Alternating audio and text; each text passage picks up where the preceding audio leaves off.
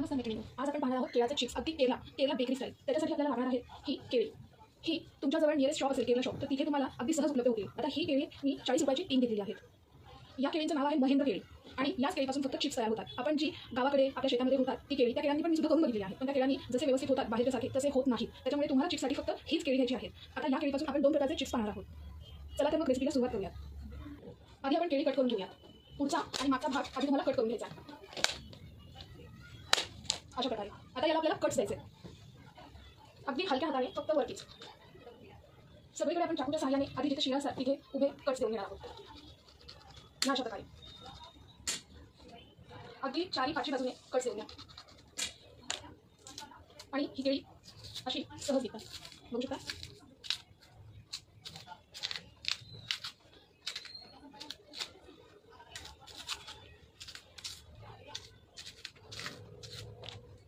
किती सहज आणि लवकर आपला केळ सोलून झालेला आहे.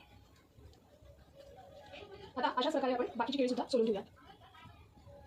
सोलताना आणि कच्च्या केळीचे चिप्स करताना आधी हाताला नारळाचं तेल लावून घ्या. चिकटणार नाहीत. जो चीक असतो तो हाताला लागतो, त्यामुळे व्यवस्थित आधी हाताला तेल लावून घ्या. दुसरीकडे मी कढई गरम करायला कढई तेल टाकून कढई गरम करायला ठेवली आहे आणि आता आपण याचे चिप्स करणार आहोत. आधी आपण करणार आहोत लांब चिप्स. तर माझ्याकडे या प्रकारची इशणी आहे, तुमच्याकडेही असेल. चला आता याचे आपण उभट चिप्स करणार आहोत अगदी या प्रकारे लांब. याला तुम्ही कट सुद्धा मारून घेऊ शकता. हे अशा प्रकारे करून घेऊया. हे आपण 1.5 केळाचं करतोय, त्याच्यामुळे अर्धा केळ आपण कट करून घेऊया. अर्ध्या केळाचं पण तुम्ही अशा प्रकारे चिप्स करू शकता.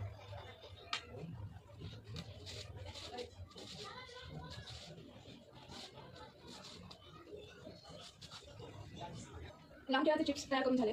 आता वाटीमध्ये मीठ घ्यायचंय, त्यामध्ये पाणी ॲड करायचंय. आधी आपण हे लांबडे चिप्स करतोय, त्याच्यामुळे फक्त हळद आता ॲड करणार नाही आहोत. फक्त मीठ आणि पाणी आणि व्यवस्थित चमच्याच्या सहाय्याने मिक्स करून घ्यायचं. कढईमध्ये तेल चांगलं तापलेलं आहे. आता आपण चिप्स फ्राय करायला घेऊया. कढईत तेल चांगलं तापलं आहे. आधी आपण एक छोटा तुकडा टाकून बघूया. फ्राय करून लगेच येतोय वर. आता आपण चिप्स घालून घेऊया.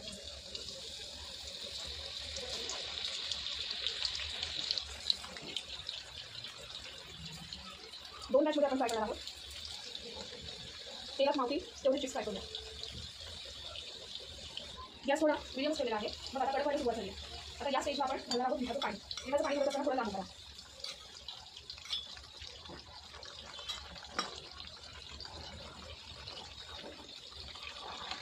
आपल्याला जी तोपर्यंत फ्राय करायचं तोपर्यंत ते क्रिस्पी होत नाही.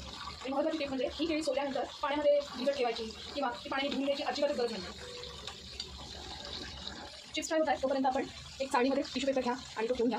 आणि हे चिप्स फ्राय करताना कोकोनट ऑइलचा तुम्ही उपयोग केला तरी चालेल, पण महाराष्ट्रामध्ये इंटरनल होत नाही, कारण की आपल्याला त्या कोकोनट तेलाची सवय नसते. त्याच्यामुळे घसा आपला खराब होतो किंवा खवखवतो. त्याच्यामुळे तुमच्याकडे जे काही तुम्ही रिफाइंड ऑइल कोणतं यूज करत असाल त्याच्यामध्ये हे फ्राय करून घ्या.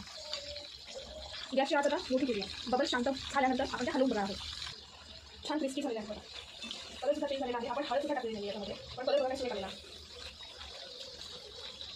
आता या स्टेजला आपण काढून घेऊया.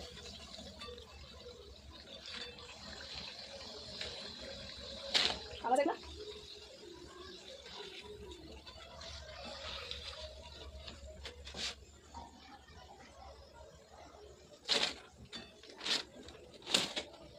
दुसरी याच्या साह्याने आता आपण राऊंड चिप्स करून घेणार आहोत. हे अशा प्रकारचे आपले चिप्स झालेले आहेत आणि जे तळलेले आहेत लांबट हे अशा प्रकारचे आहेत. बघू शकता. फोडून दाखवते, पण त्याच्या आधी एक प्रोसेस आहे ती करायची. आता हे चिप्स गरम आहेत, त्याआधी आपण हे चिप्स फ्राय करायला टाकूया. दुसरी बॅच फ्राय करायला टाकूया. याच्यामध्ये हळद टाकलेली आहे. आता हे हळदीचं पाणी ॲड करूया आणि गॅस थोडा वाढूया.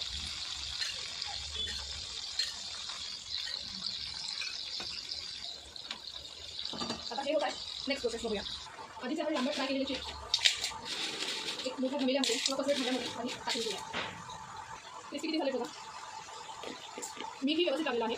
मीठ टाकण्याची गरज नाही आहे. यामध्ये आपण ॲड करणार आहोत लाल मिरची पावडर. जर मुलं खायला असेल तर स्किप करा. हे तुम्हाला उपवासालाही चालते. तुमच्या आवडीनुसार तुम्ही ॲड करू शकता. आणि आता आपल्याला व्यवस्थित टॉस करून घ्यायचे. व्यवस्थित टॉस करून घेतले. तुमच्या आवडीनुसार तुम्ही कमी जास्त तिखट करू शकता किंवा नाही केलं तरी चालेल. मी यात मीठ घातलेलं नाही आहे, कारण परफेक्ट मीठ झालेलं आहे. झाले ना की बाहेरच्यासारखे, पण बाहेरपेक्षाही अधिक पौष्टिक आणि आपण घरगुती केलेले आहे. हे रेडी आहेत. हे जवळजवळ पहिली भाजी आपली. यामध्ये आपण हळद ॲड केली आहे. हे जवळजवळ होत आलेले आहे. बघू शकता. अशा प्रकारे आपण आता हे सगळे फ्राय करून घेऊया.